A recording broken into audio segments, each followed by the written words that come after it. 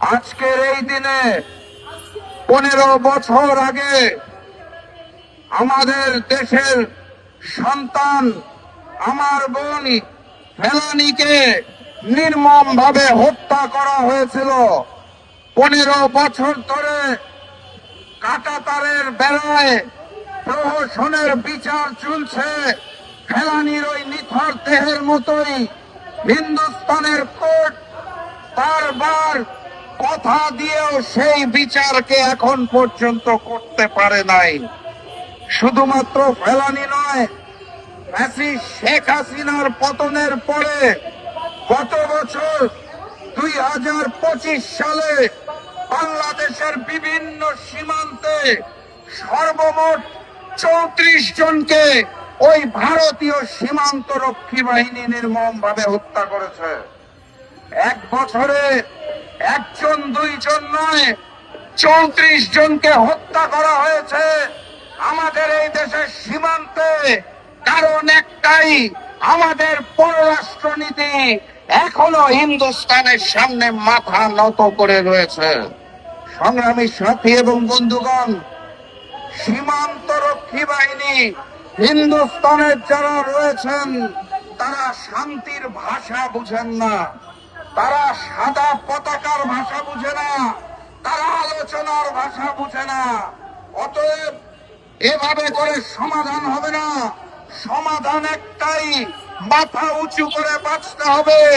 ওপার থেকে যদি একটা গুলি আসে তাহলে ওপার থেকে পাল্টা দুটো গুলি ছুটতে হবে। সংগ্রামী সাথী এবং বন্ধুগণ, যারা শান্তির ভাষা বুঝে না সেই ভারতীয় সীমান্ত রক্ষী বাহিনী কসাই মোদির সীমান্ত রক্ষী বাহিনীকে শান্তির ভাষা না বুঝলে গুলির ভাষাতে বুঝাতে হবে। আজকের এই দিনে দাঁড়িয়ে আমরা স্পষ্ট ভাষায় বলে দিতে চাই, বাংলার মসনদে, বাংলার গদিতে এই মুহূর্তে ভারতের তিলকওয়ালী মুখ্যমন্ত্রী ফ্যাসিস্ট শেখ হাসিনা নাই। মেরুদণ্ড বিক্রি করার চেয়ে, মাথাকে বিক্রি করার চেয়ে শহীদী মৃত্যু উত্তম। অতএব আমরা জানিয়ে দিতে চাই, প্রয়োজনে আবারও শহীদ হতে হবে, কিন্তু ভারতীয় আধিপত্যবাদ এবং ভারতীয় আগ্রাসনের সামনে মাথা নত করা যাবে না। আপনারা সবই জানেন এবং বুঝেন, ভারতের একটা ক্রিকেট খেলায় আমাদের দেশের প্লেয়ার মোস্তাফিজকে নেওয়া হয় নাই। কারণ তারা দাবি করেছে বাংলাদেশে নাকি হিন্দুদের উপর অত্যাচার করা হচ্ছে। বাংলাদেশের হিন্দু, মুসলিম, বৌদ্ধ, খ্রিস্টান সকলে মিলেমিশে বসবাস করে। বরং আমরা দেখতে পাই যে ওই হিন্দুস্তানে মুসলমান এবং খ্রিস্টানদের উপর অত্যাচার করা হয়।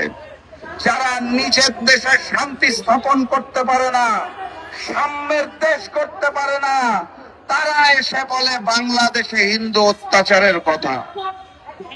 বাংলাদেশের খেলোয়াড় মুস্তাফিজ, যার নামে বলা হয়েছে যে বাংলাদেশে নাকি হিন্দু অত্যাচার হচ্ছে, এই কারণে মুস্তাফিজ যদি কলকাতায় খেলতে না পারে তাহলে বাংলাদেশের জনগণ জানতে চায় হিন্দু মুসলিম নির্বিচারে কোন হত্যা করার পরে ফ্যাসিস্ট শেখ হাসিনা কোন অধিকার এখন দিল্লিতে খেলাধুলা করছেন।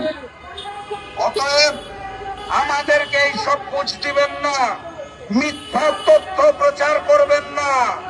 নতুন বাংলাদেশে ভারতীয় আধিপত্যবাদ এবং আগ্রাসন মেনে নেওয়ার জন্য হাতিদের জন্ম হয় নাই।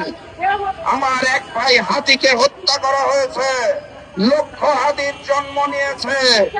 বারবার আবু সাইদ হাতির মতো আমরা রক্ত দিতে প্রস্তুত আছি, কিন্তু নতুন বাংলাদেশের গদিতে আমরা ওই ফ্যাসিস্ট শেখ হাসিনার মতো নতুন স্বৈরাচার এবং জালিমকে বসতে দিতে রাজি নই। যেহেতু অগাস্ট মাসের 5 তারিখে বাংলার জনগণ ওয়াদাবদ্ধ হয়েছে, নতুন বাংলাদেশ হবে গণতান্ত্রিক বাংলাদেশ, নতুন বাংলাদেশ হবে স্বৈরাচারবিহীন বাংলাদেশ, নতুন বাংলাদেশ হবে ভারতীয় করদ মুক্ত স্বাধীন সার্বভৌম বাংলাদেশ। অতএব সেই বাংলাদেশ গড়ার জন্য আগামী নির্বাচনে আমাদের গণভোটে হাকে জয়যুক্ত করতে হবে। একই সাথে সাথে 11টি ইসলামী এবং দেশপ্রেমী দল যেখানে একত্রিত হয়েছে তাদেরকে ভোট দিয়ে জয়যুক্ত করতে হবে। কারণ আমরা বাংলার মসনদ, বাংলার গদি আর নতুন জালেমের হাতে দেব না, আর নতুন দিল্লির গোলামের হাতে দিব না। নতুন বাংলাদেশ হবে জনগণের বাংলাদেশ, দেশপ্রেমিক বাংলাদেশ, ইসলামী বাংলাদেশ ইনশাআল্লাহ। সেই আশাবাদ ব্যক্ত করে এবং ফেলানী হত্যার বিচার দাবি করে বাংলাদেশের পররাষ্ট্র মন্ত্রণালয়কে শীত দ্বারা খাড়া করে দাঁড়ানোর আহ্বান জানিয়ে আমি আজকের মতো বিদায় নিচ্ছি। বিজয়ের পথে যাত্রা শুরু, জীবন অথবা মৃত্যু। আসসালামু আলাইকুম।